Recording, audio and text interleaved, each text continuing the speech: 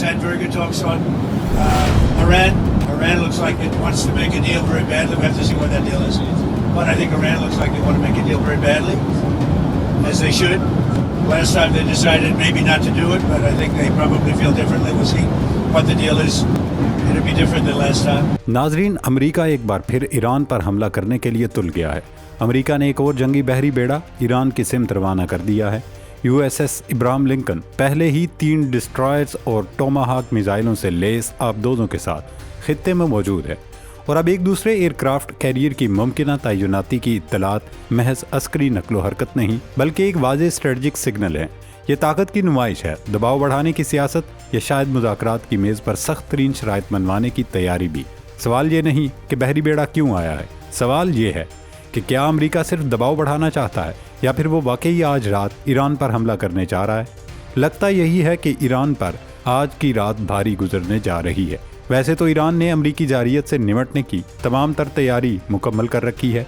Tehran ने अपना दिफाई निज़ाम alert कर दिया है, जबकि पासदाराने इनकलाब ने ईरान में इनकलाब की 47वीं सालगिरह पर जारी बयान में वाज़ेह पैगाम दिया है कि हालिया साजिशें और जंगी मंसूबे नाकाम होंगे। ये सिर्फ एक रस्मी बयान नहीं बल्कि शैतान बुजुर्ग अमरीका के खिलाफ खुला ऐलान जंग है।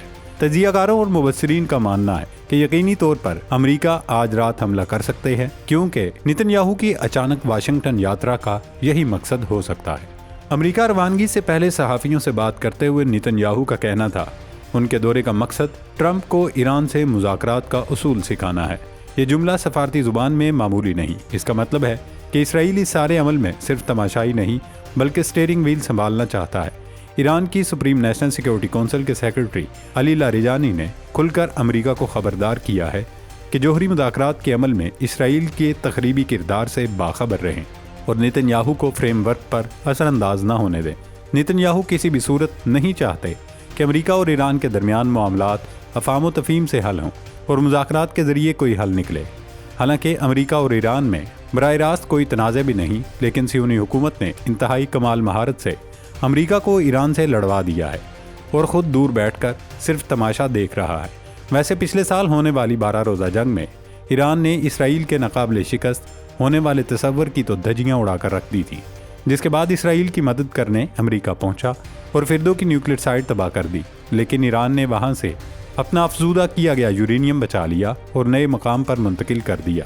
दोस्तों, इस सारी सिचुएशन में अमेरिकी सदर डोनाल्ड ट्रंप का बयान भी कम मानी खेज नहीं। उन्होंने ईरान को खबरदार किया है कि या तो ईरान को हर हाल में मुआहदा करना होगा या फिर उसके खिलाफ ताकत का इस्तेमाल किया जाएगा।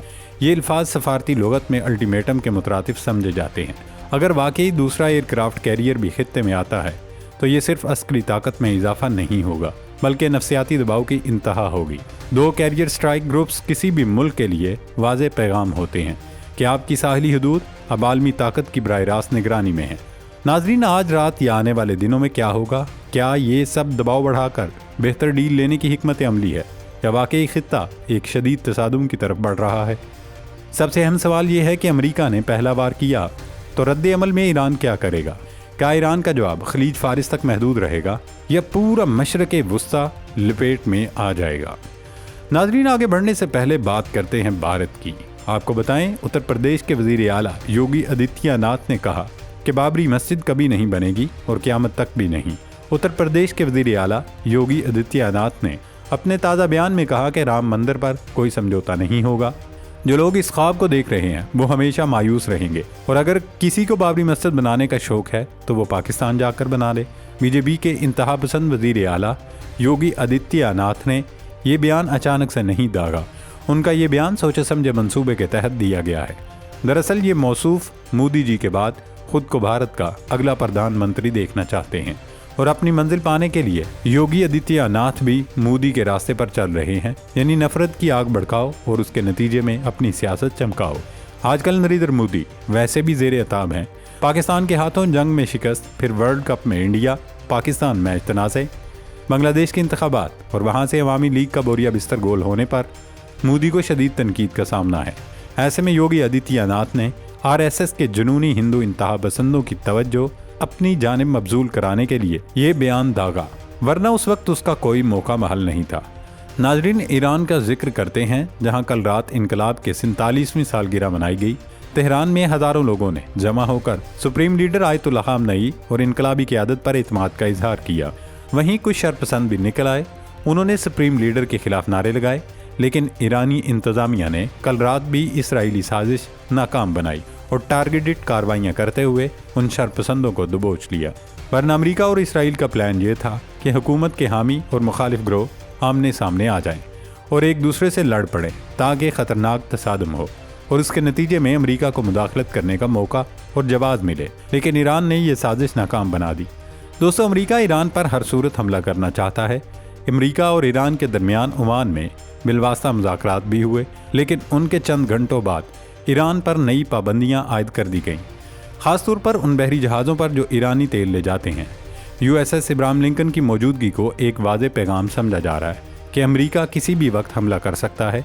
साबिक अमरीकी वज़ीर ख़ारजा माइक पोम्पियो ने बयान दिया कि जिस तरह ईरान की हुकूमत को 47 साल मुकम्मल हुए हैं, वैसे ही ट्रंप अमेरिका के 47वें सदर हैं और वो इस रजीम का खात्मा करेंगे। सदर ट्रंप ने भी बयान दिया है कि या तो ईरान के साथ मुआहदा होगा या फिर सख्त इक़दाम किया जाएगा, जैसा कि पहले किया गया था।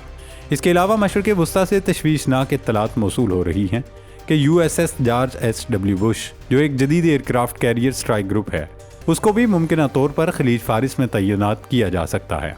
ये स्ट्राइक ग्रुप एयरक्राफ्ट कैरियर के साथ डिस्ट्रॉयर्स और दीगर जंगी जहाज़ों पर मुश्तमिल होता है और उसे चलता फिरता फौजी अड्डा समझा जाता है। दिफाई माहिरीन के मुताबिक अगर ये तैनाती होती है तो तकरीबन उसे अरब समंदर में ईरान के करीब पहुंचने में 2 हफ्ते लग सकते हैं। चीन की जानिब से जारी सैटेलाइट तस्वीर में उर्दन में अमरीकी अड्डों पर दिफाई निज़ाम की तनसीब का भी दावा किया गया है, जिससे अंदाज़ा लगाया जा रहा है कि अमेरिका मुमकिन ईरानी जवाबी कार्रवाई से बचाव की तैयारी मुकम्मल कर चुका है। सूरत हाल नहायत हसास है और आइंदा दिनों में हालात किस सिमत जाते हैं ये देखना होगा। नाजरीन, जंग सिर्फ हथियारों और मिसाइलों की नहीं बल्कि इत्तलात और बयानिए की भी लड़ी जा रही है। इस वक्त अमेरिका हर सूरत ईरान को सबक सिखाना चाहता है और उसके लिए इसराइल मुसलसल सदर ट्रंप को उकसा रहा है।